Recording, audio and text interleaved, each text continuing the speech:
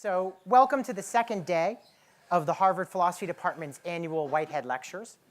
Our speaker today is Timothy Williamson, who is the Wickham Professor of Logic at Oxford. Tim is, simply put, one of the two or three most influential and important figures working in philosophy today, I think it's fair to say. Few philosophers can match the level of rigor, originality, and insight that he brings to his work.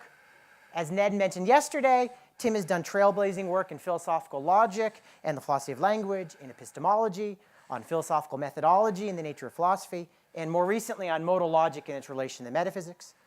Tim's second book, Vagueness, led to a decade-long period in which probably more dissertations were written on that topic than in any other single topic in philosophy. Vagueness was sort of the pure disagreement of the late 90s and early aughts. And Tim's third book, Philosophy and Its Limits, was even more influential than his previous book. It's widely regarded as the most important book in epistemology of the past 30 years, if not longer. And it has led to an entire movement in philosophy known as knowledge-first epistemology. And in fact, I think Tim's talk today is going to be in some way exploring knowledge-first epistemology. More specifically, he's going to be exploring some of the themes on norms of belief that he discussed yesterday, though this time focusing on issues concerning the strength of those norms rather than their structure. So please join me in welcoming Timothy Williamson.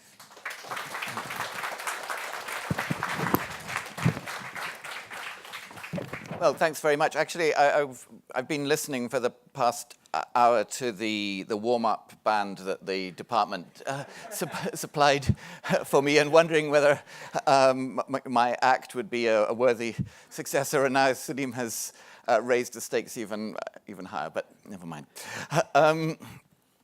So, yes, I'm going to be talking actually about a number of topics today, which are linked by my obsession with knowledge. And I'll start with the knowledge norm of belief that I was mentioning yesterday as one of several candidates, so one for which I expressed the most sympathy.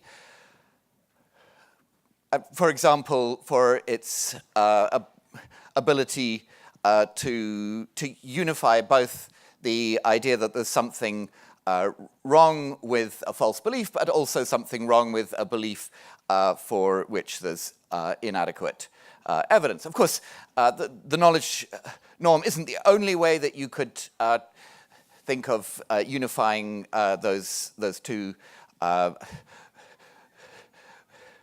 as a word, norms or subnorms. I mean, you could also try to treat the truth norm as basic, and then somehow derive an evidence norm from that as secondary in some way, because as it were, we need to or it's good to have evidence that you're satisfying a given norm, and in that way one can generate, as it were, epistemic corollaries of secondary norms from primary norms. Another sort of piece of evidence one can give in favor of a knowledge norm for belief is the problematic nature of belief in more paradoxes for knowledge. In other words, conjunctions of the form P, but I don't know P.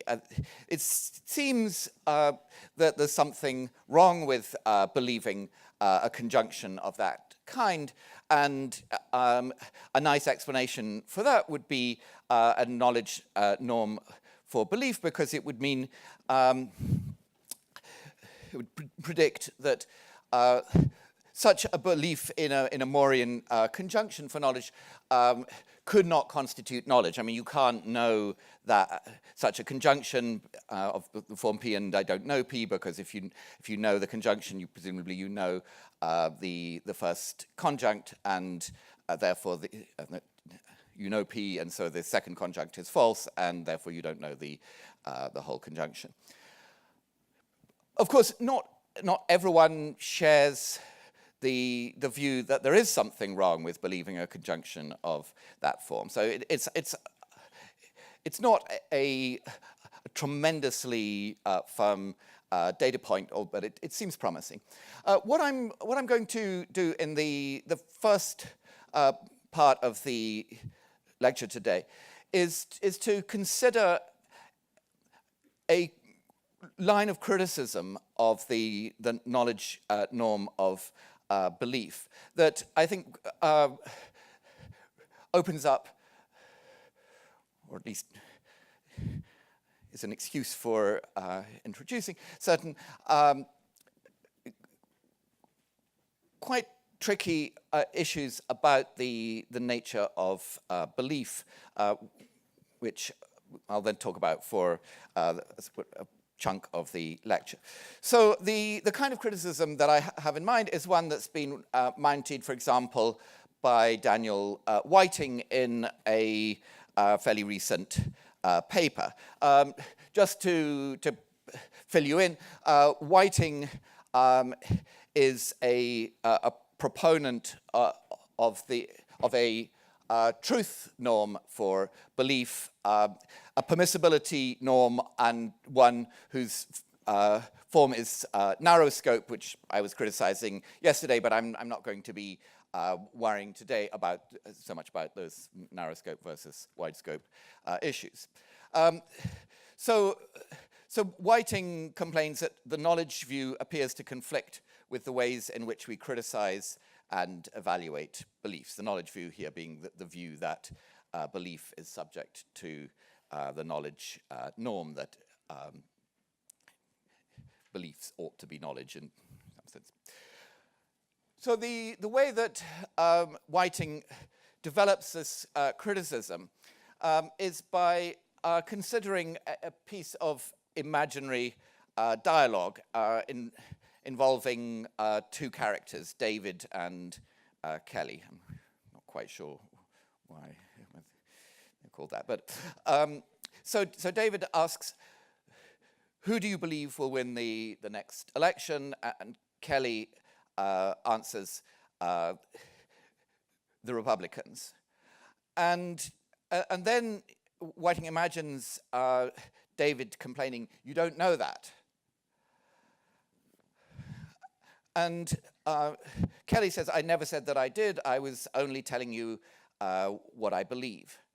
And so, I mean, it's not at all difficult to imagine, as it were, Kelly responding in that way. And it does seem a bit off for David to be complaining that what she's described as her belief doesn't constitute knowledge, as where she doesn't feel that she's in any way been put in the wrong by the fact that she doesn't know that the Republicans will win.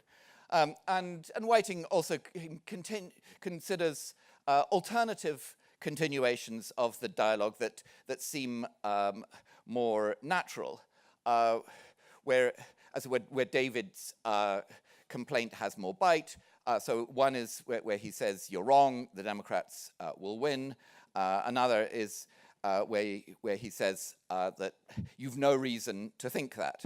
So continuation B might suggest some kind of truth norm for belief, and continuation C sounds so it's relying on something more like an evidence norm. I mean, having reason. If you're supposed to have some reason to think something, then that sounds like something like having evidence for it. So Whiting's suggestion is that in practice we just don't impose requirements as strong as knowledge on belief. And I don't particularly disagree with his view about which of these dialogues is fairly natural and which seems off in some way. I think the first point to notice is this. Whiting himself describes the topic, as he's interested in it, as the topic of outright belief, as opposed merely to some sort of relatively high credence. But what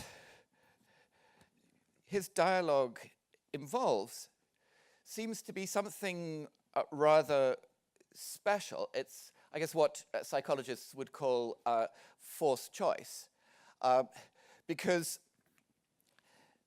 David is presenting Kelly with the question, who do you believe will win the next election, where she's expected to provide an answer,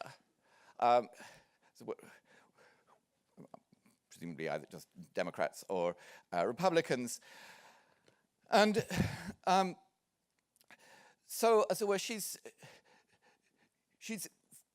being, as it were, forced to give an opinion.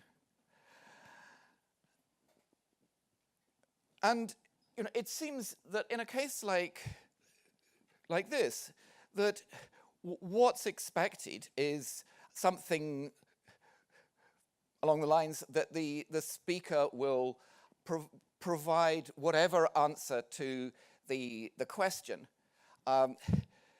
they regard as most probable, or something like that. So, as it were, even if they only thought it was 51 to 49 that the Republicans would win, it still seems that the Republicans is the answer that you're expected to give in those circumstances.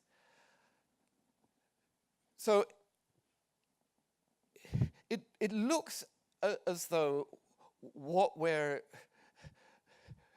in effect considering is not a case where outright belief is at issue. It seems more like a case where something like credence is at issue. And a consideration along those lines is that it would not have made very much difference if David had said, who do you suspect will win the next election? Or who do you guess will win the next election? They all seem like, as it were, fairly similar challenges to the other side. And so, although, of course, the question, as originally phrased, does explicitly ask about the other party's beliefs, it's not clear that we're dealing with a very straightforward case. And it seems that this might well, for example, be a case where the speaker, the second speaker, Kelly, only has beliefs about the probabilities. That she might just believe that it's 51% probable that the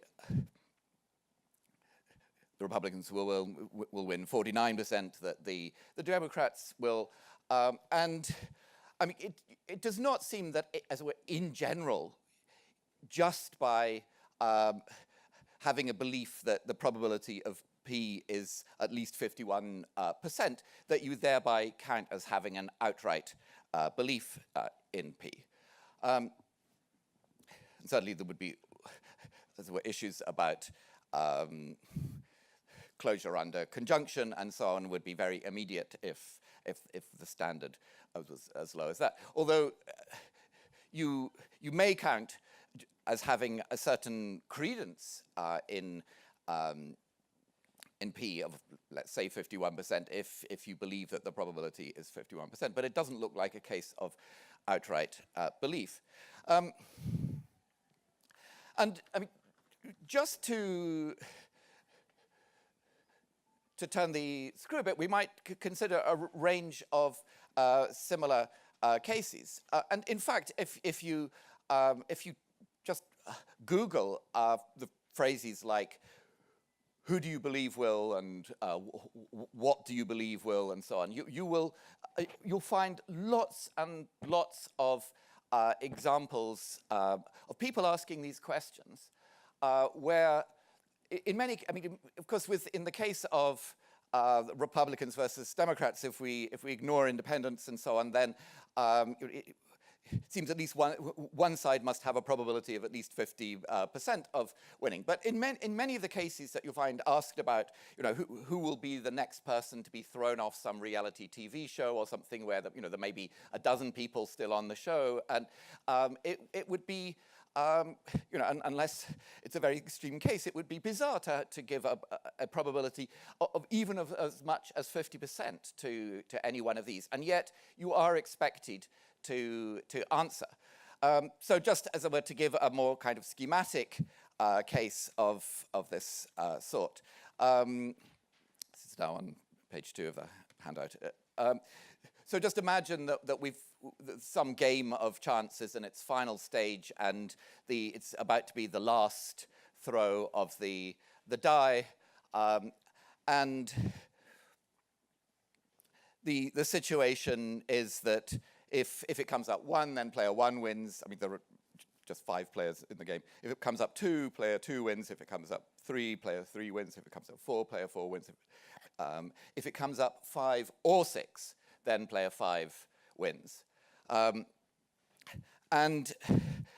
then you're asked, who do you believe will win the game? You're supposed to specify one of the players. And presumably the obvious answer is player 5, because they've got a 1 in 3 chance of winning, while the other 4 players have only a 1 in 6 chance each of winning.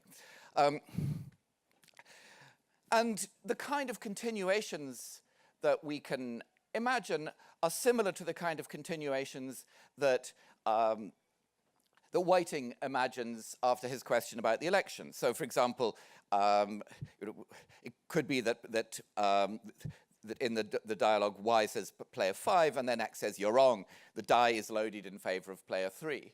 And so that's, as it were, the sort of response that seems to be appealing to some kind of truth standard, and then we could have one where player 4, the Y says player 4, and then X says you've no reason to think that, the same sort of phrase that Whiting used in the other case. Player 5 has a better chance, and then perhaps Y, not very impressively, responds, I know, but I have a funny feeling it will be player 4. So in these cases, in answer, well, supposing that Y just gives the expected answer to the question, so Y says player 5. So forget about any funny business with the die. Then Y is giving as an answer to a question which is supposed to elicit her beliefs, a proposition which, on her view, has a probability of 1 in 3. So she thinks it's more likely to be false than true. So I think it's fairly clear that whatever exactly is going on in this case, it can't be used as straightforward data about outright belief. Because if Y has an outright belief that the player 5 will win, then presumably she also has an outright belief that player 5 will not win, because the probability in her view is of player 5 not winning is twice that of her winning. So I think what we're dealing with here is very closely related to some issues about belief that are discussed in a recent paper by Hawthorne, Rothschild, and Spector called "Belief is weak, where they're using a variety of sorts of linguistic evidence to suggest that the term belief really expresses a pretty weak kind of commitment. The sort of thing that they're interested in, of phenomena, for example, the phenomenon of neg raising that you get with belief. This is a phenomenon where when you negate a belief attribution, so you say she doesn't believe P. It seems that in some way you're actually saying something that implies that she believes not P. So if she doesn't believe she doesn't believe that this horse will win. That seems to suggest that she believes that it won't win. And I mean this is a phenomenon which is exhibited by a lot of verbs that stand for, as it were, fairly weak varieties of the sort of state that they're concerned with. So, well, I mean, we get another example with think, which of course is an even more natural term than believe. And if we're waiting for somebody and we say, I don't think he's coming, that seems to mean that you think that he's not coming, not simply that you just have no opinion on the matter. And if you say that you don't like ice cream, that seems to be an indication not simply of the absence of a liking for it, but of a positive dislike. That that it's not just that wouldn't be true if you were just entirely indifferent to ice cream, and want is similar to that. I don't want ice cream. Seems stronger than just that you have an absence of a positive desire for ice cream. Of course, some of these cases, exactly where the negation is coming in it may not be completely straightforward because, I mean, ice cream doesn't have a negation, but I mean, presumably it's something along the lines that if you don't like ice cream, that the internal negation would be. I mean, we're talking about something like you don't like eating ice cream, and then that's understood as you like not eating ice cream. And although I mean, not many people get a tremendous buzz from simply not eating ice cream. I mean, presumably, as it were, there's some kind of mild preference there, if which is is enough. So the way that belief behaves suggests that it's patterning with these rather weak terms, as opposed to stronger ones, like, for example, being certain. If you say that you're not certain that P, that is not interpreted as you're certain that not P. And if you say that you don't love ice cream or something, then that is not interpreted as that you love not having ice cream. So, and there are other sorts of evidence as well, which all tend in the direction of the view that belief, the term belief, expresses a pretty weak sort of commitment. And of course, if that's right, it looks like a problem for a a knowledge norm for belief in that sense, because you're certainly not required to know P in order to give P a probability over 50%, or in the example, a probability of 1 in 3. So this is all a bit puzzling. I think it's also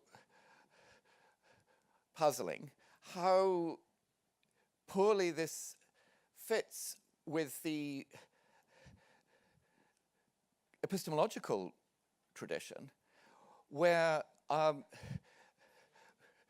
people who are offering some kind of analysis of belief have absolutely standardly taken, analysis of knowledge, have taken belief as a key component of that.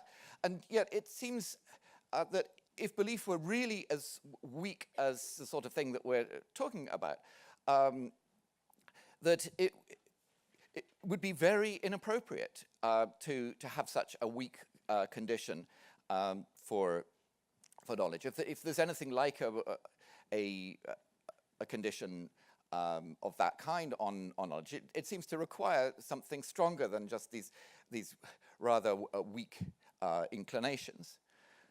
I mean, that's not totally uncontroversial, but it seems like it. I think it's actually, it's also, well, let me first just emphasize that the obvious fact that the epistemological tradition has been conducted mainly by native English speakers over the past 50 years in these debates, who do not seem to have been hearing any special mismatch in these analyses of knowledge. It's a kind of interesting question how the term belief came to be the standard term used in analyses of knowledge. And in fact, if you look back at the one of the two analyses that Gettier, in his famous critique of the justified true belief view of knowledge, is citing and attacking. One of them is A.J. Ayer's in his book, The Problem of Knowledge. And Ayer does not use the term belief. He talks about being sure. And then the justification condition in his case is having a right to be sure. Being sure works very differently from believe, and in particular, it's not subject to neg raising. I mean, I'm not sure that P does not suggest that you're sure that not P. Of course, sometimes philosophers are subject to herd behavior and just, as it were, go along with certain assumptions, even if they don't really have a leg to stand on, because they're somehow just accepted by the in-group who are pursuing a certain debate and just taking these things on board as a part of it. And it might also be that in some way the term belief has been historically used because it sounds more philosophical. Well, it sounds more philosophical than think, as it were. It seems if we were going for something, a verb of that type, the natural one is think and not believe. And it's, an indication, this is a bit of a digression, but an indication that there is a certain amount of regimentation going on in the epistemological debate is the way that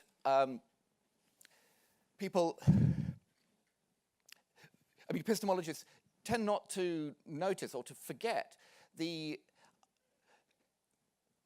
way the term belief is in fact rather a special one as used in ordinary language. So an anecdotal instance of this is there's a book by Peter Forrest called The Dynamics of Belief, which is about belief change and so on, which came out in the 1980s. And it sold really terribly.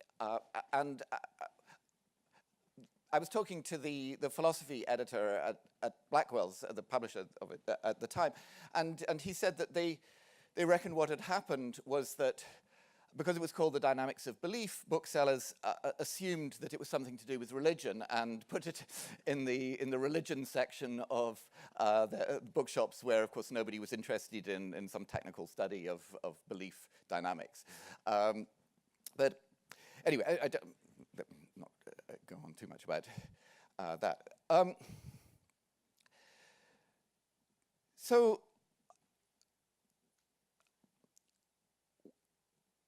what's going on here? Well, if one thinks about it from a as it were, a knowledge first sort of perspective, where the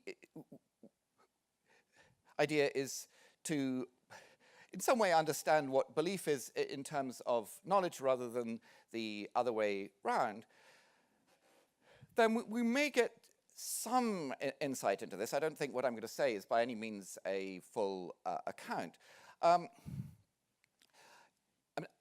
I take it that the way to think about belief in terms of knowledge is to think of the primary thing as well, the central phenomenon when things are going well is where we act on what we know in practical reasoning. And then, in some cases, things go wrong at the input end of the practical reasoning. So as were the propositions which get fed in as premises are not known, but they're still treated in the same way, and then we regard as beliefs that as were the things that play the same sort of local role in practical reasoning as knowledge does, even though, if we look at the global picture, I mean, where these propositions have come from, that they may not have the status of knowledge. So, as it were,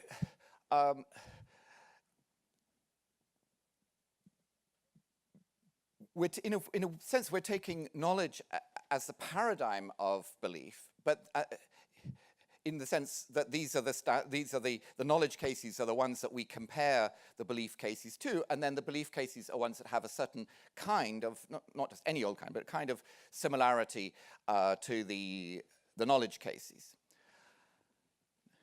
Now, if something roughly along those lines is going on, then I think it wouldn't be very surprising if we sometimes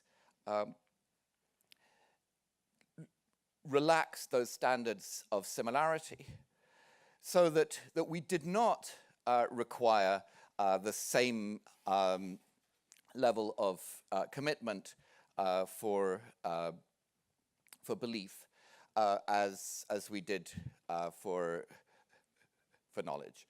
So as it were, the similarity would be looser because even internally maybe there wouldn't be the same level of reliance, but they were still to some extent functioning in a way similar internally to the way that knowledge functions. And then, if that were so, it would not be at all surprising that, for example, in forced choice cases, that we were just looking for, as it were, whichever proposition you would treat in a knowledge-like way if you had to pick one or something like that, and so it would not be surprising on a view like that if you got cases where the standard of similarity was extremely loose, but at the same time, other cases where we were stricter about how much similarity was required, and got, as it were, an appropriate level of belief for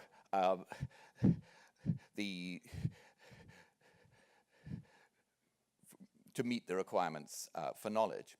And so it might, in fact, be that the way in which epistemologists have been so much at ease with taking belief as the relevant component of their analyses of knowledge has been precisely because they are understanding belief in terms of knowledge, and so that, as it were, which makes the appropriate level of similarity readily available. But of course, it also may have the effect of making the analysis circular in a certain way, because you don't, as it were, there's no independent grip on just what standard of belief is required, no grip independent of knowledge itself. So this would, in a way, be similar to something that I think is going on with other components of many purported analyses of knowledge, in particular with justification components and safety components, where in both cases it's very hard to see how we are getting a grip on what level of justification or of safety is required, other than by thinking of it as whatever is required for knowledge. And so it's I think there's often an implicit circularity in those clauses in attempted analyses of beliefs, and it might of attempted analyses of knowledge, and it might be that the belief condition is also introducing something of that kind. Okay. So there's undoubtedly lots more to be said on that issue, but that's a suggestion of one way that we might go. I'll make just a few remarks related to this issue of weakness or strength, about another consideration that has motivated people to go for a truth norm for belief rather than a knowledge norm, and that's the ready talk about the correctness or incorrectness of beliefs. So when we talk about somebody correctly believing that P, I think what we're saying just is that the belief is true, and incorrectly believing is when the belief is false. It certainly doesn't seem that in order to correctly believe that P, that you have to know that P. And I think the words right and wrong are also often used in relation to belief in the same sort of way as corresponding to true and false. And so I think some people in this debate have felt, well, we're just being handed the normativity on a plate, and it quite clearly is a matter of truth and falsity rather than anything else. But something that should give pause here is that this talk of correctness and incorrectness of beliefs is equally at home with guesses and conjectures and other very, very weak forms of commitment. I mean, if somebody correctly guessed the winner of the race, then that was just their guess was true, and if their guess was incorrect, it was false. Or and likewise with conjectures and suspicions and so on. So that what we're getting is, if we just follow these considerations, it's not something that is at all specific to the state of belief in any but the most hopelessly weak sense. And I think that's particularly relevant to attempts to derive a secondary evidential norm, maybe much weaker than the knowledge, from a truth norm, with the idea that, well, as it were, if there's a primary norm, then there'll be some derivative norm to the effect not just that you comply with the primary norm, but that you have some evidence that you're complying with it, or something like that, and which, if the primary norm is the norm of truth, would be some evidence that the proposition is true. But if all we have to work with is a norm that applies equally to beliefs, guesses, conjectures, and suspicions, then we're not going to be able to get any kind of evidential corollary from it that's any stronger than we could expect for those very weak things like guesses. And that seems way too strong. Way too weak, rather, for what we want for belief. So I think that that attempt to derive the truth norm from that talk about correctness or rightness or whatever is actually liable to blow up in the faces of defenders of the truth norm. I don't have very much time left, but I just want to say a few things about the opposite sort of direction from the one that I was talking about yesterday, which these are sort of aims for, you could originally think of them as aims for belief, but I think in fact that is not the appropriate way of thinking about them. So, if you think about a truth aim for belief, the one that you standardly get in the literature is something along the lines that if something is true, we ought to believe it, or it ought to be that if it's true, then we do believe it, to put things in the wide scope way. And so that's just a converse of the truth norm for belief. But if you think about other reasonable candidates, they're not converses of of a norm for belief. So, for example, if you have a corresponding aim for knowledge, the natural aim is that if something is true, then you ought, or you should, to put it a bit strongly, you ought to believe it, or it ought to be that if it's true, you ought to know it, that if it's true, then it ought to be that if it's true, then you know it. And if we had one for evidence, it would be something like, if it's true, then you ought to have evidence for it. Actually, that's not, or it ought to be that if it's true, you have evidence for it. That by itself isn't terribly natural, but you might think if you combined the belief and evidential norms, you'd get something that was more reasonable, something along the lines that it ought to be that if it's true, then you believe it with evidence, which of course is already suspiciously close to the knowledge aim. So, and so but some of those secondary aims, like the knowledge, some of these aims, like the knowledge aims, don't even mention belief, and might well be felt to have a different kind of normativity from the sorts of constraints on the belief that I was talking about last time. I think I'll just close by talking a little bit about what I take to be the very natural aim for belief, which I take to go with the idea that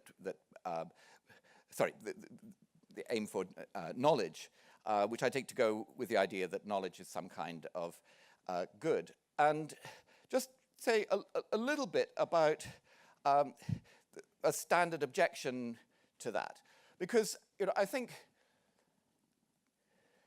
you find many philosophers who object to the idea that we should be aiming at knowledge with things along the lines, well, if we're talking about propositional knowledge, which I am, then surely we could meet such an aim, just by acquiring knowledge of the telephone numbers of everybody in the Boston area, and that would be, we'd be learning as many things as you'd learn by doing a course in advanced physics or whatever it was, and so as it were, knowledge comes cheap because you can know lots and lots of things, and yet they're not worth knowing. I don't find that objection at all convincing.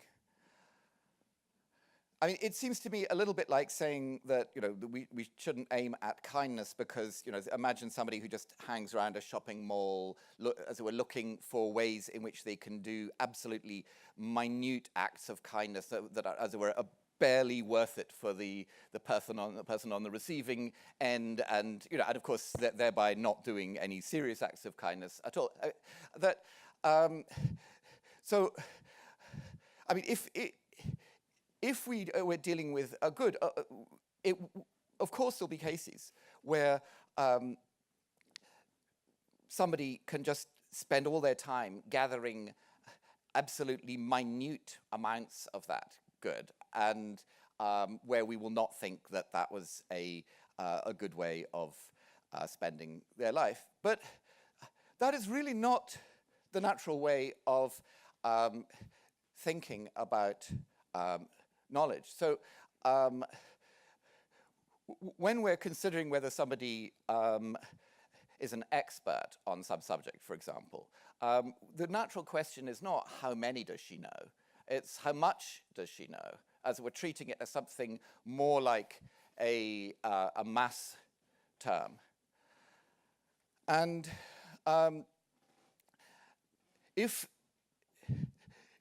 we were to get a bit more precise about that, the way we might think of it is in terms of models of epistemic logic, where we have a space of worlds, and then we've got the epistemically accessible ones, the ones that for all the agent knows she's in, and so the size of the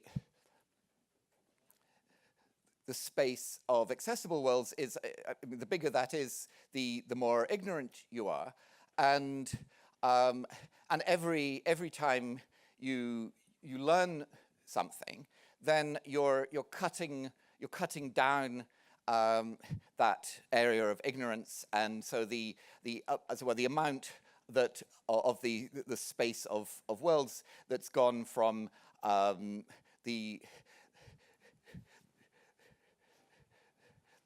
the area of accessible worlds to the area that you've excluded is a measure of how much you've learned. And this how much, just as in cases of probability or whatever, it cannot be measured by the number of propositions that you've learned, or the number of points that have gone from accessible to inaccessible, as it were, the number that you've ruled out. And certainly if we're dealing with an infinite domain of worlds, we need some kind of measure on that domain, which is a measure of the size of these areas, which is not determined by crude considerations of just the number of points. And although, of course, we're it may be, as it were, a simplistic idealization to think of this in terms of some kind of mathematical measure that we could actually define. It seems that this way of thinking of the growth of knowledge, the shrinking of ignorance, is one which is not really vulnerable to these sort of points about accumulating little bits of trivial knowledge, because it could be that that certain kind of advances in knowledge rule out massive areas of the space of worlds, while thousands and thousands of little tidbits of knowledge make hardly any difference. And I think some work is being done in this direction in specific cases. So, for example, in Carlotta Pervesi's work on knowing how, where she's interested in questions about gradability of knowing how ascriptions, she's interested in those kind of measure theoretic considerations about the areas of knowledge and ignorance, and so I think there is life in the ideal of the aim of knowledge, which is not really at all threatened by these kinds of considerations about accumulation of knowledge of trivial facts. I want to end by saying something about the aim of knowledge in a more general way, and about the thought that I suspect many people have, that as well, this is some kind of professional defamation of epistemologists, or perhaps academics more generally, that, as it were, that the aim of knowledge is a sort of a typical professor's value, which is not of much interest to the rest of the world, except, of course,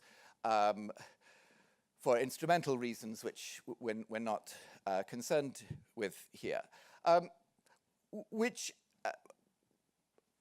strikes me as actually very unfair, both to the rest of the world and to knowledge. I mean, of course, a simple point is that it's not only academics who feel curiosity, and curiosity, I take it, really is some kind of desire for knowledge, and although there may be all sorts of evolutionary explanations about why it's good for scavenging animals to have a high degree of curiosity. Those are not what we're valuing it for. But I think it's something even more primitive than that. So, for example, for those of us who are sighted, if you think about what is so terrible about the idea of losing your sight, it's not just the idea that if you're unsighted, you're going to face all sorts of practical difficulties, although doubtless you are. And I don't think it's also it's not the idea that you're just losing some kind of entertaining light show. I think it's much closer to the idea that what you're losing is a stream of knowledge that you're gaining just by having your eyes open and seeing what's around you.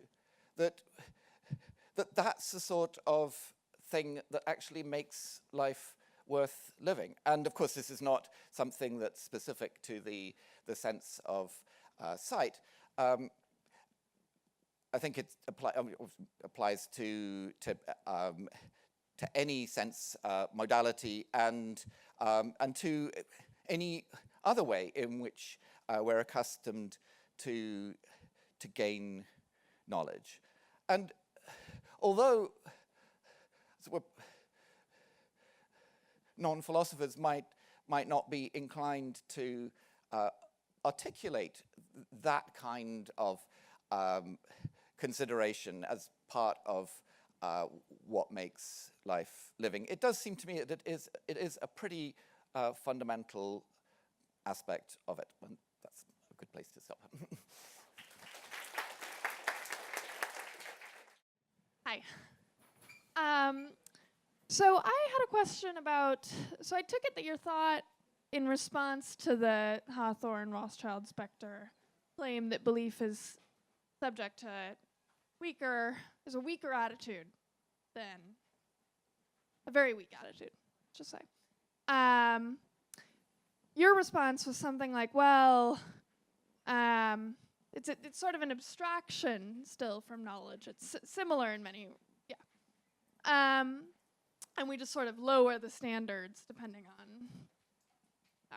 the context we're in. So what worried me was that the kind of attitude that's expressed, I think, if it is a credence, if it is really just sort of middling credence in many of these cases, or even if it's high credence, is still going to be structurally very different from knowledge in that it won't be closed under, it won't respect multi-premise closure, for example. And I wonder what you thought about that. Yeah, so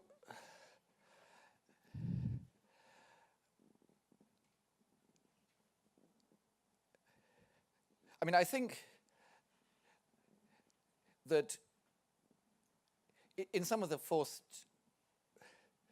choice cases, it's very hard to see how we could make sense of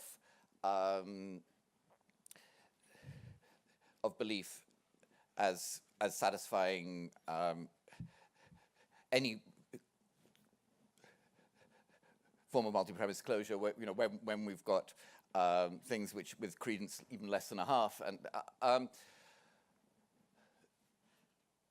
my thought, though,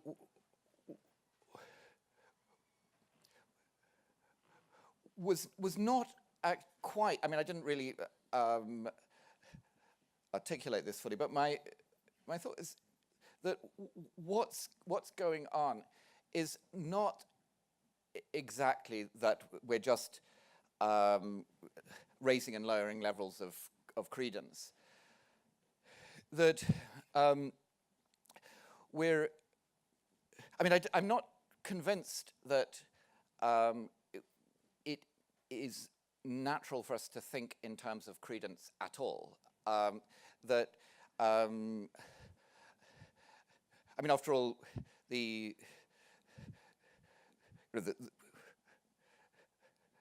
well, I once raised a laugh at USC by saying, but not unintentionally, by saying that of course the mathematical idea of probability is very recent. It only goes back to the 17th century. But I mean I think that even if you read Hume, you can see that when he's talking about probability, he's not really thinking about it in those kind of terms at all. And so I think that in a lot of these cases, what we're thinking about is just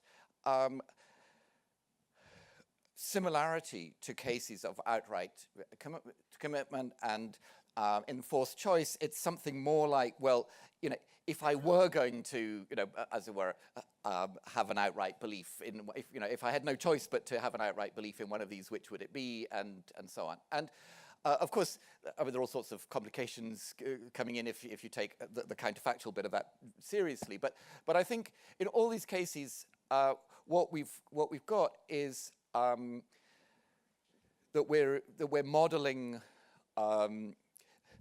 belief on knowledge, and but with just requiring certain kinds of local similarity. And we're thinking of knowledge as something which, at least to first approximation, is closed under multi-premise closure, and that we would be getting something similar for that with belief. Even though, of course, in some of these cases, that idealization is not going to stand up to pressure for the obvious reasons. So, I think something along the lines of multi-premise closure is still, as it were, part of the at least the kind of simple picture that we're working with, and that goes naturally with the idea of outright belief, where the kind of loosening in terms of level of commitment from knowledge is I think is not being made. So that it's not at all like the case of as we're just working with simple credences, where it's simply clear that if that's the basic framework, then there's just no reason for expecting multi-premise closure to hold at all.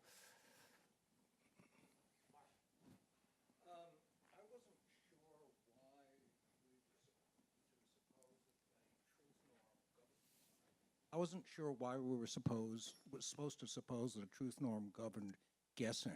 I mean, it's true that we assess the objects of guesses, propositions, for truth or falsity, but I could you make it more plausible that there's something, there's got to be something, there's some constitutive sense in which there's something wrong with a guess if it's false? Well, I mean, my point was just that for people who motivate a truth norm for belief by considerations about how we talk about correctness and incorrectness, it seems that the kinds of evidence that they're appealing to are matched by corresponding evidence about guessing and conjecturing and so on. Because just as we can talk about a guess being correct or incorrect, and we can even say that somebody guessed correctly or incorrectly, where it does on the surface seem to be a judgment about the act of guessing rather than just the content of the guessing, and so the point I was making was a more dialectical one, that although what has attracted a lot of people to a truth norm are these considerations about correctness and incorrectness, there's really no reason for thinking that they apply in a distinctive way to believing as opposed to these much weaker kinds. And so we just shouldn't expect to get very much out of these considerations, for at least for epistemology. Okay, if I think of this dialectically, both you and your opponent think that it's plausible that there is a truth norm for belief.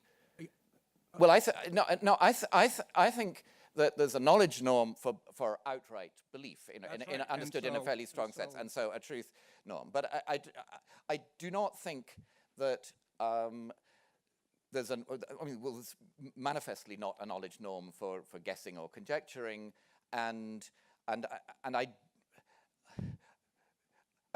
agree with you that I take your position to be that when we're talking about whether guesses are correct or incorrect, we're really just focused on the content, and that's it. And so I think that's also what's going on when we talk about beliefs as being correct or incorrect. That the focus there is just on the content, and so that I don't really think that all this talk of correctness and incorrectness about belief really gets us anything very much. That if there is a norm, it has to come from other kinds of considerations.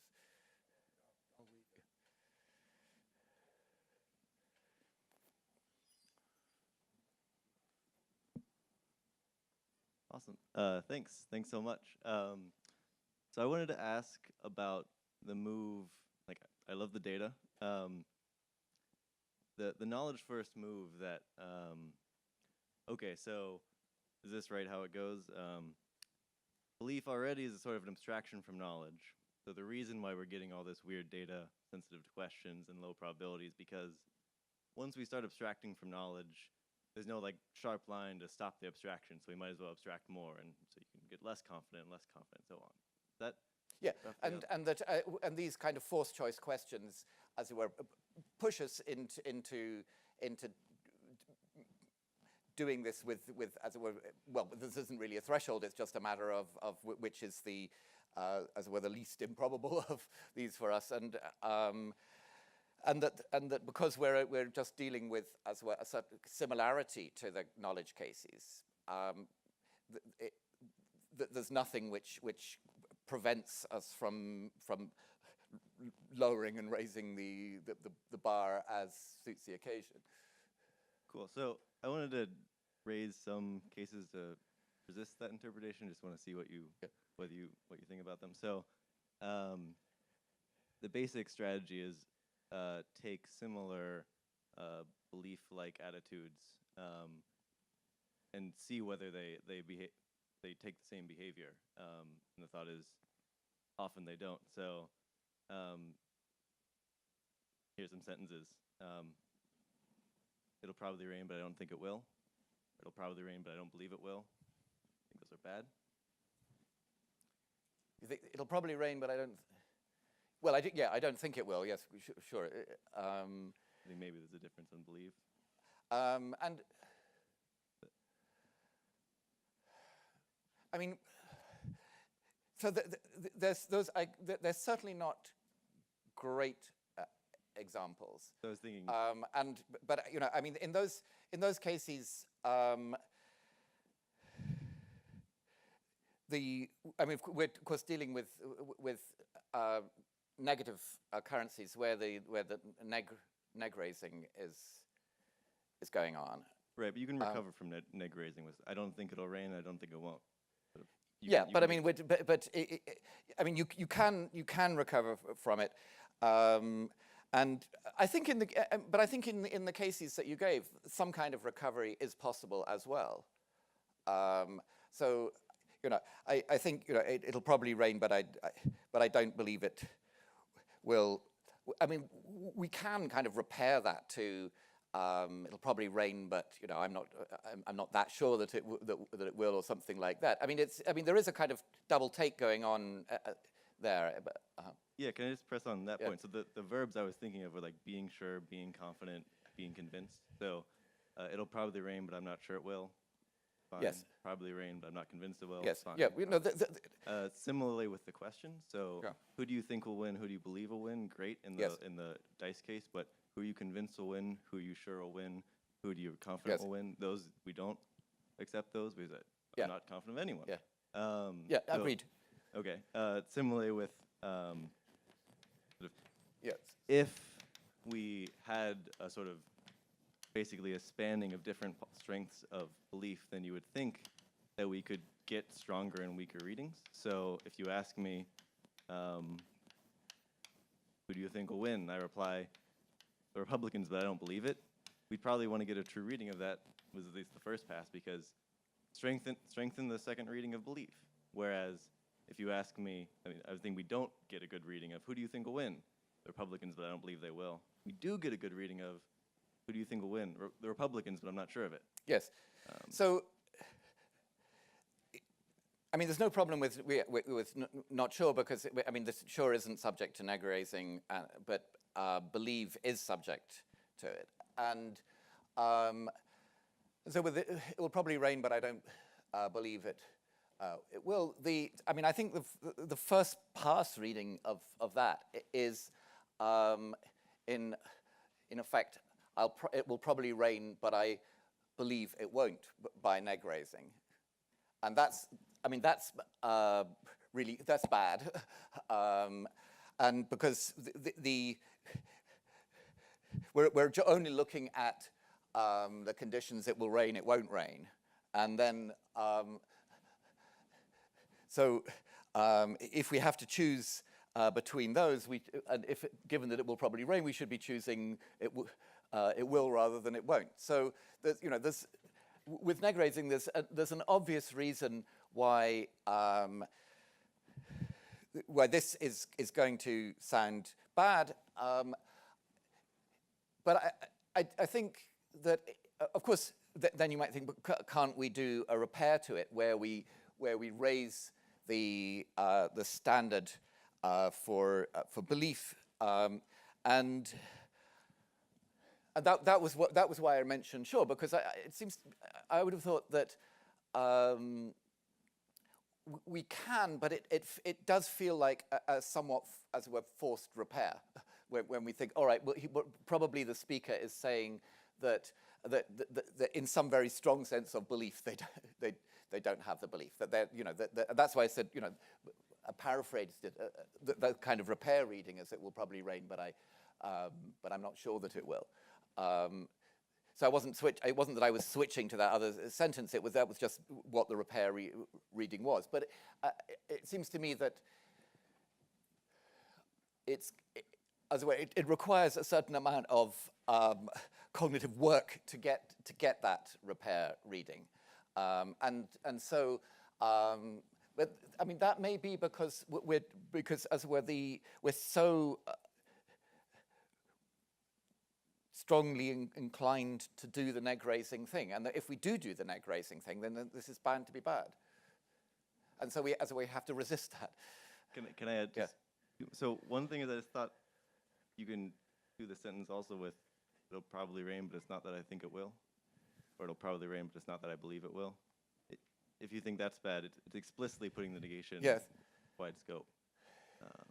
I mean, we don't have to quibble about this particular Yeah. sentence, but the general question was, and maybe here's where you get off the boat. I was thinking, if we're knowledge first, we're going to put knowledge as an belief as an abstraction from knowledge. Likewise, we're going to put being sure as an abstraction from knowledge, or being convinced, or being confident as an abstraction from knowledge. But those don't seem to behave the way believe does. Those don't seem to be stretchable in this way, and so that was the reason to think it's not an abstraction. It's that believe is doing something different than being sure. Being sure is that's what goes into knowledge. Belief is this other thing that's weaker, more like guessing. Yeah. That was the line I was. Yeah, I see. But so the thing is, with being sure, there's much less flexibility in how we use it, because it's pinned to this high standard, and it's not surprising that the term that we use most in the vicinity, which is think, of course, not believe, would be the more flexible one, that we where we're more inclined to allow flexibility about the degree of commitment, because as well, this is a sort of all-purpose term which we may well want to use in talking about a whole bunch of states which have some relation to knowledge, but are more distant from it than in these local ways than being sure, and so it doesn't seem to me implausible that we should have as it were, as the most widely used thing, something that is abstracted in some rough sense from knowledge, as our general term, but where we're very, very flexible about the degree of abstraction. And then something like being sure, which is a more careful term where we're putting more constraint on the level of abstraction. I mean, I don't see why it would be surprising to have pairs like that.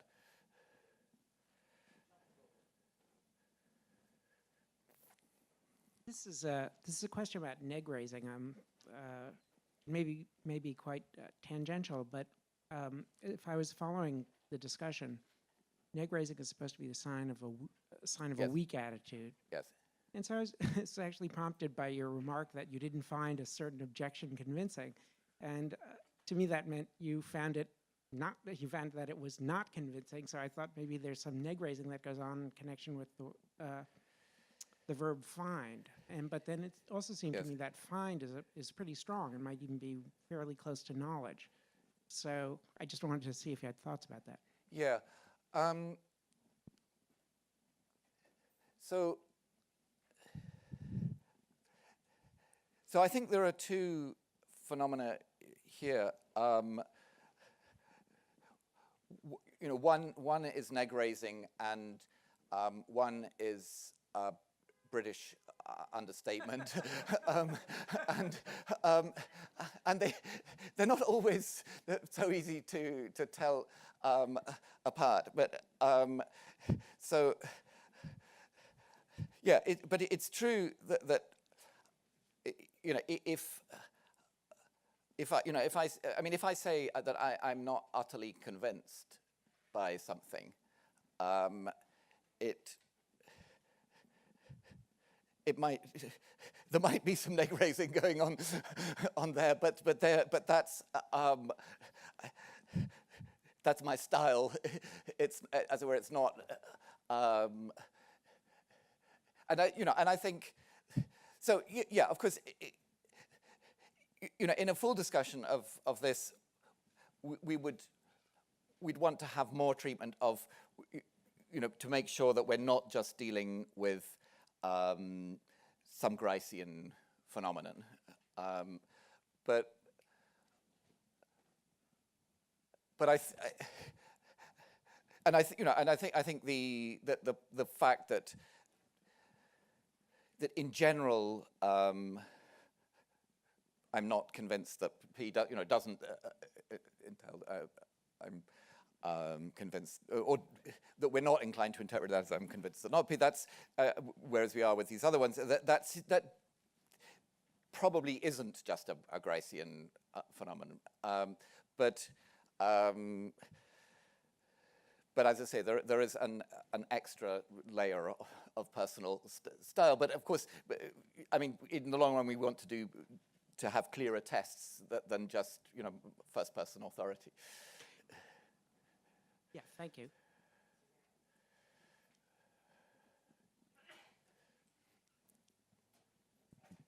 Hey, I have a preliminary question, which is just a small follow-up to your exchange with Mark. And when you said at the end of it that when we talk about beliefs as correct or incorrect, we're really only talking about the content, I understood that analogy between beliefs and guesses, and if we were talking about beliefs as something like guesses, I can see why you would say that. But did you want to distinguish that kind of belief from outright belief, or is that just outright belief according to you? Well, I think when we're talking about outright belief, we can talk about correct and incorrect. And I think it would also apply to these cases where we're talking about some weaker phenomenon. Even when we're talking about the outright belief, your view is also that even then, the correctness or incorrectness of outright belief isn't, when we classify an outright belief as correct or incorrect, we're not saying anything about the state, only about the content. Well, I mean, of course, we're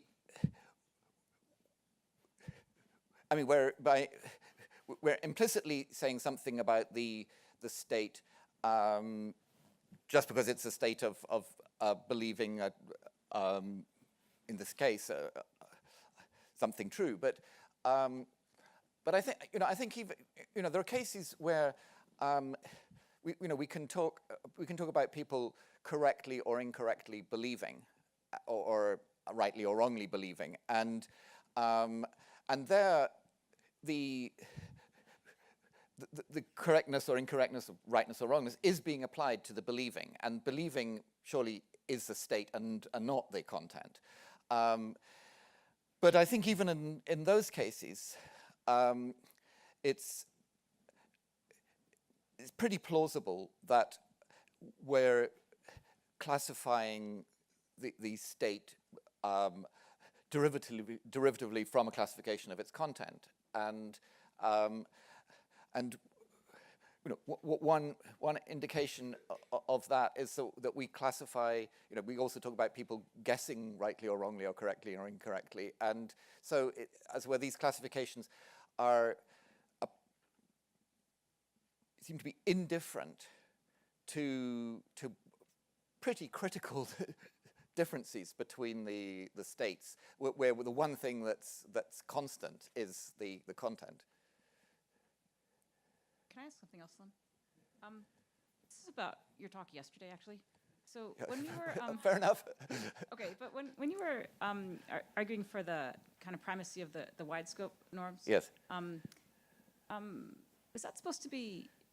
Is that totally independent of knowledge being first in your way, or if you denied that, could you still accept all of your arguments for the? Yes. So the idea was that what's going wrong with the narrow scope norms just has to do with the kind of the modal shifting and exactly what's being kept constant, and so that the fact that with the narrow scope norms you've got the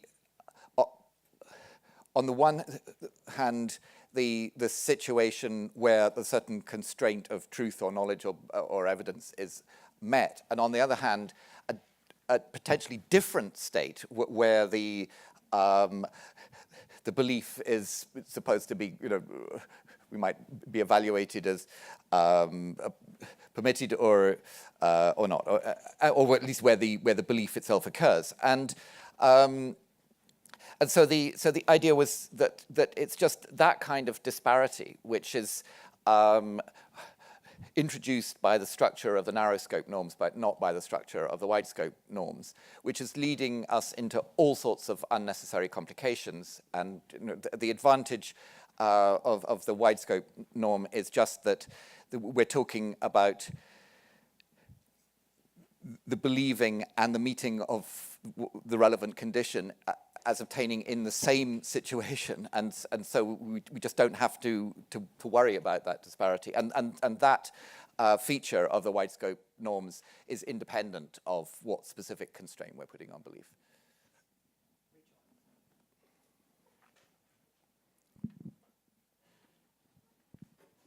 Thanks.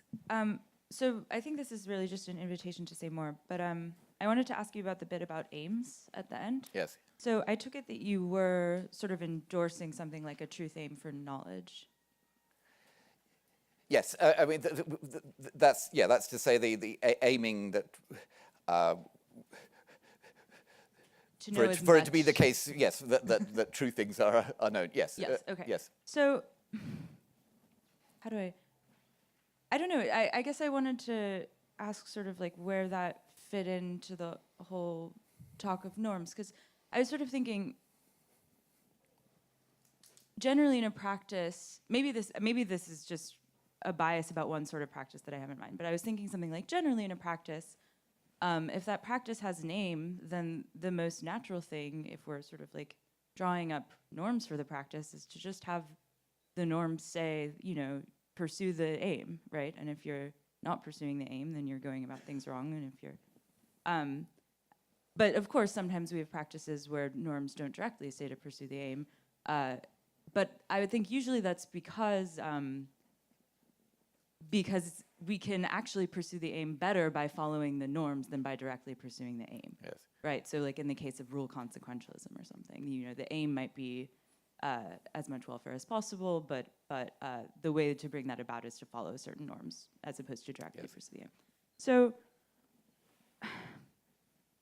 I guess I was just sort of thinking, it doesn't seem like it's obviously the case that the norms for belief have the structure that, you know, we better pursue the aim of knowing as much of the truths there are, or knowing the truth there is, that we better pursue that aim by following the wide scope norms that you were endorsing yesterday, which just say not to be in a state such that if you have a belief, then it's false. Yep. And so, I just wanted to sort of hear more about, I don't know, what you take the relationship between norms and aims in this area to be, I guess. Yeah. So the kind of norms of belief that I was talking about yesterday, I take to be a matter of the nature of belief, and where the sort of picture of belief is the one that I've been suggesting here in a very, very sketchy way, that that as it were belief is a state which roughly speaking within practical reasoning plays the role of knowledge, but may differ from knowledge, in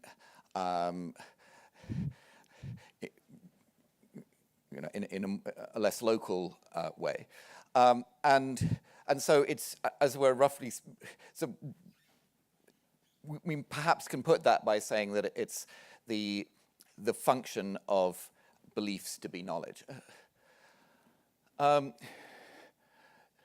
So that's not to do with, as it were, general strategies for gaining knowledge or something like that. It's just that as it were, the picture is that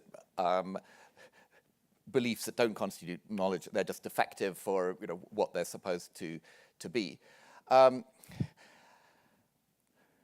And then in talking about aims, where I sometimes I use this normative language, but I don't think it's terribly felicitous in a way in the case of aims. I was talking about the aim of gaining knowledge, and I wasn't really laying down, as it were, further norms for pursuing that aim, and I don't think that one would expect so what exactly norms for pursuing the aim of knowledge, but there might be kind of useful advice and rules of thumb and things like that, but the idea, if we're thinking of norms in the rather strict way that I was thinking yesterday, where they're in effect banning certain things, then it's hard to see that if we're just thinking about what we should be doing in general to pursue knowledge, that anything is, as it were, completely off limits. And certainly, if we start thinking in a consequentialist way about the pursuit of knowledge, then I don't think we're going to get anything very distinctive epistemically, because all the sort. People have made this point before, including here, I think, but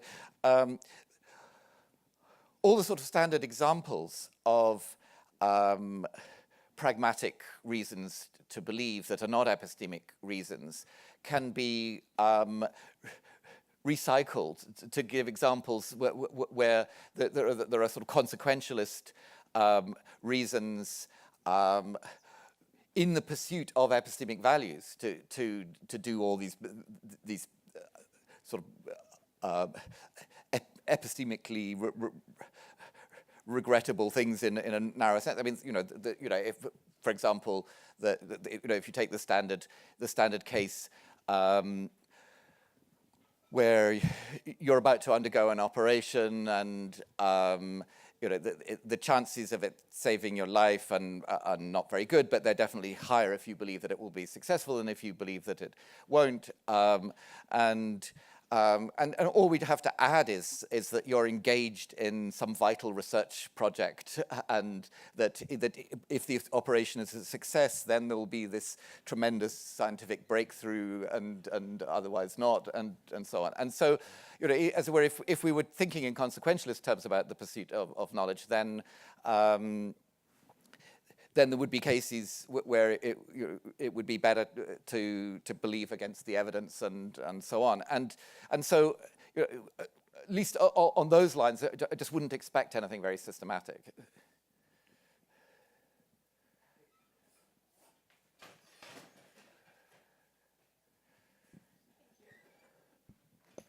Hi. So I wanted to ask a little bit more again about the knowledge first move in response to weakness of belief. So the first thought was just, oh, well, we just say, look, beliefs are sort of the defective case of whatever the thing is that in the good case is knowledge, then when it's defective, it's belief.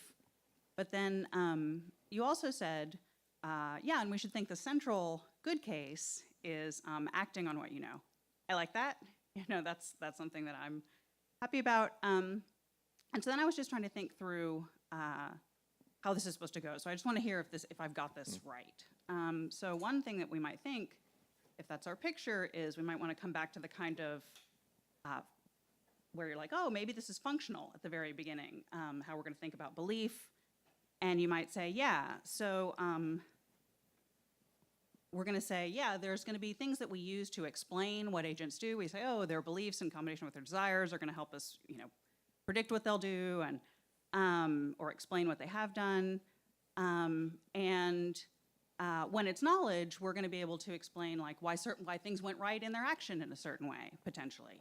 They turned up in the right place because they had the right belief about the location of the restaurant or something like that.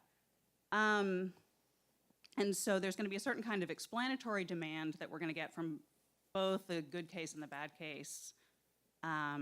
But we'll be able to explain further things when things are going well because of precisely the ways that knowledge is better than belief.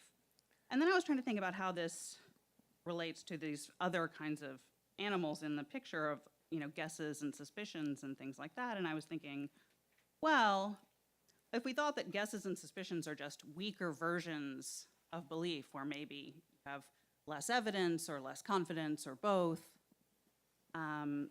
then the thought would be, well, that's going to explain things too. The agent may be more reluctant, or things may go more wrong, or something like that. So if we had our little conversation with David and Kelly, if David had first said, who's going to win the next election, maybe Kelly would say, I don't know. And then David says, well, who do you think will win? Or who do you believe will win? And maybe she'll say, and he's like, take a guess. Maybe take a wild guess. Who do you suspect? Yes. You can imagine it getting weaker and weaker. And so if we thought that there's kind of a sharp line between the things have gone well or not, like there's between the knowledge and the belief, but then the belief sort of shades into these further things, you're going to get the same kind of explanations for beliefs, guesses, and suspicions, but they might be scaled in this way. Is that the kind of picture we're talking about? Yeah, well, I'll take a few things, and then you can say how much that's addressed your concerns. So one thing is that even with the question who's going to win the next election, it's still a question that, as it were, demands an answer of a certain form. And it's typically common knowledge that that nobody really knows an answer to the question. And so I think that you barely need the belief in there, in fact, in order to lower the standards, because it's still a forced choice. And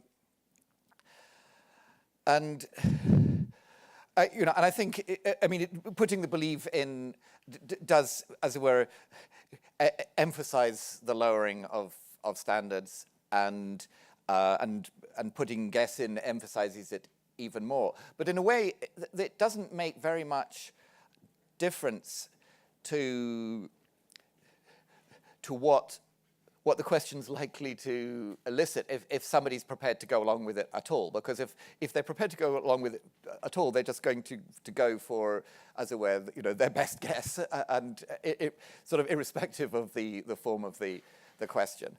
And so I don't. And after all, these questions can be asked about, who's going to win the Boston Marathon or something, and where there might be, well, it's probably not like this really, but there might be, dozens of runners in with a chance, and so I think that the explanatory work that can be done by these things is pretty, is in fact pretty limited, because we're not, we're not eliciting things that people are likely to act on. Who's going to be the next one to be thrown off the show or whatever. But I think,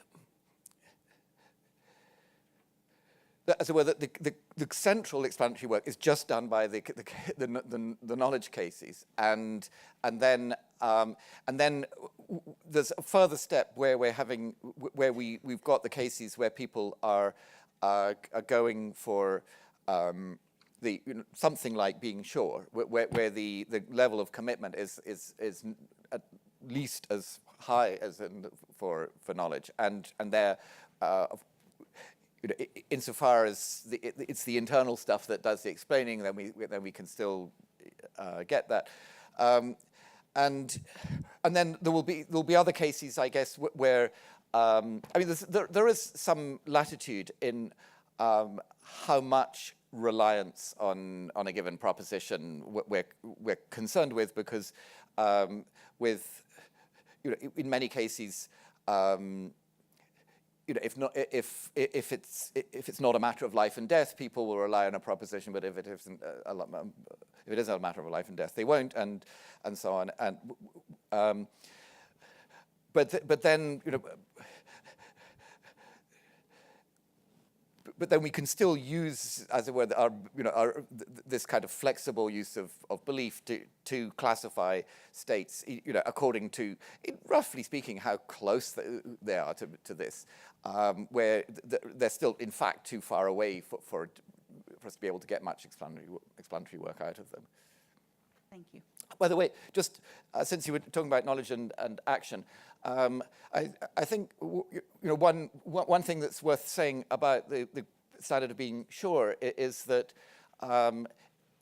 it has a nice analog on the action side, which is making sure, so as well as being sure, and although of course. Actually, it's not a perfect analog, because making sure that P probably is factive, but at least it's a kind of notion that's that is active on both, as it were, both ends of the practical reasoning.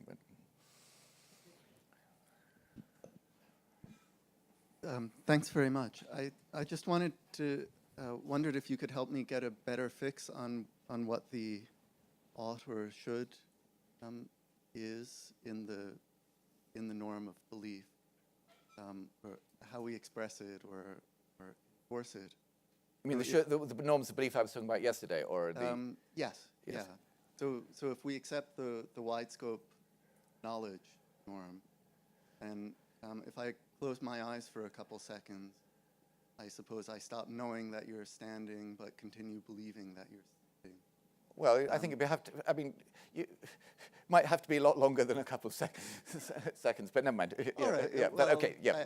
For I some don't want it to suitably be long a period, very yes. weird, Yes. misleading kind of case, but just Yes. a case where the belief remains true and I still have evidence and nothing really strange is going on, but at some point maybe I stop knowing and continue believing. Maybe you have a better example where I believe without knowing. And I'm wondering just how would you express the defect in me or my But, violation? I mean, those are quite complicated cases because, in fact, unless we're thinking of propositions in a prior style way, the content of the knowledge is also changing, right? I mean, because one thing is, when you shut your eyes, you don't cease to know that I was standing when they were open. What you cease to know at some point is that I'm still standing, which is a different proposition from the one that you knew. And I think there's an enormous amount of stuff which people sometimes talk about as knowledge retention, but is really knowledge updating. I mean, for example, that we've been, throughout this lecture, we've probably been, as it were, updating the knowledge that Trump is president or something like that. Even though he could have suffered a fatal heart attack at any point in the lecture. So I think that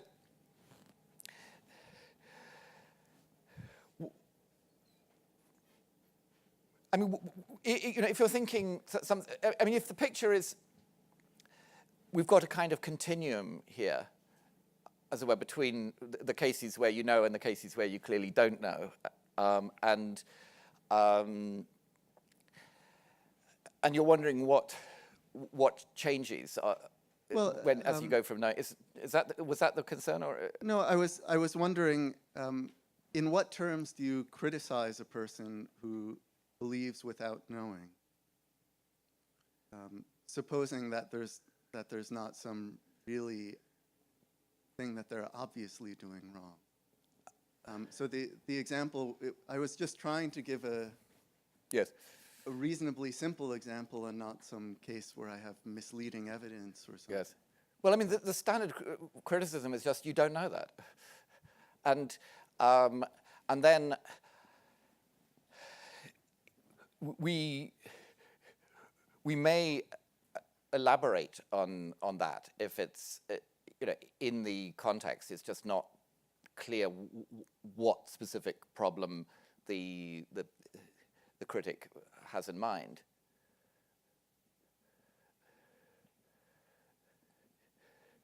And if we just to say to somebody, look, I get the natural thing would be think you think Williamson is standing, but he may not be. But you don't know that he is, and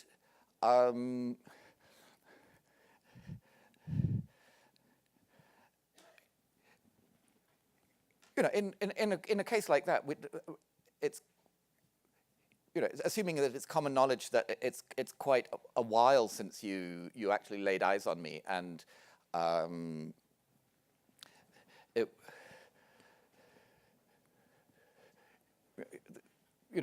might be fairly obvious what sort of problem it would be, but in other cases. There may be something very specific to be said, like you're relying on someone who told you that Williamson never sits down before nightfall or something like that, and but they were just pulling your leg, and and so I mean, it's not going to be that that there will be some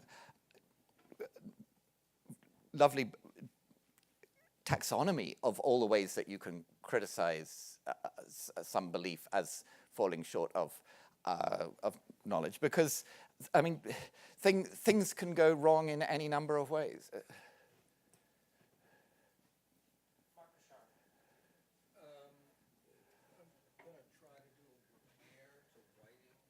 Yes.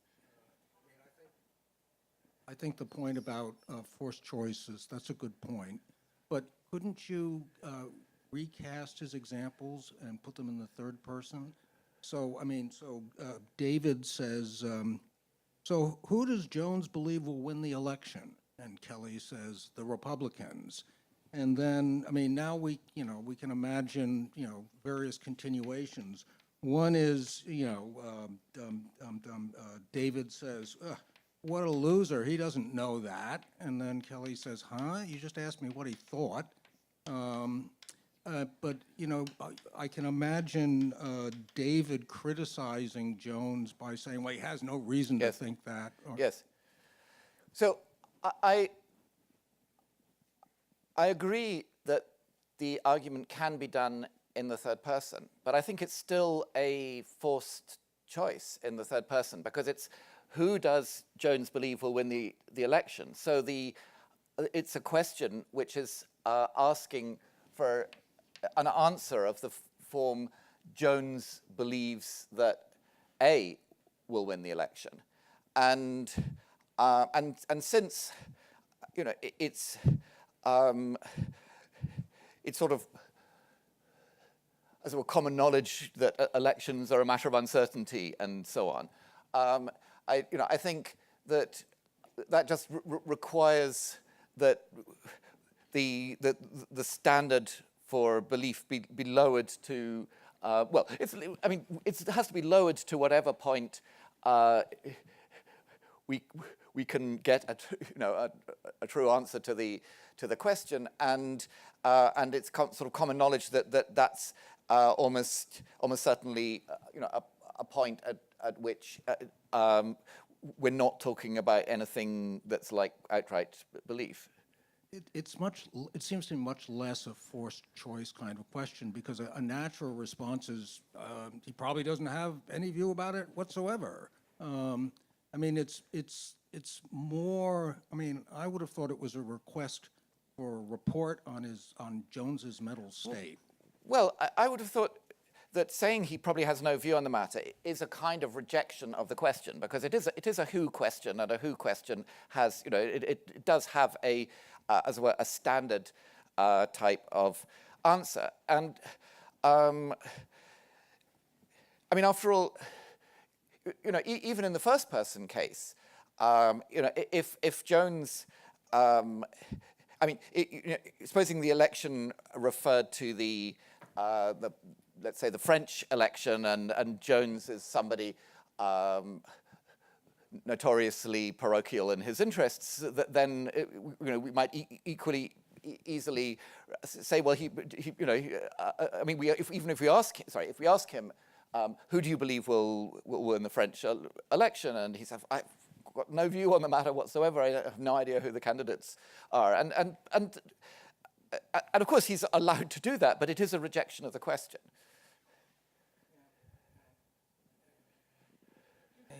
We could also try, does Jones have a view on who will win the election? Well, does Jones have a view? But I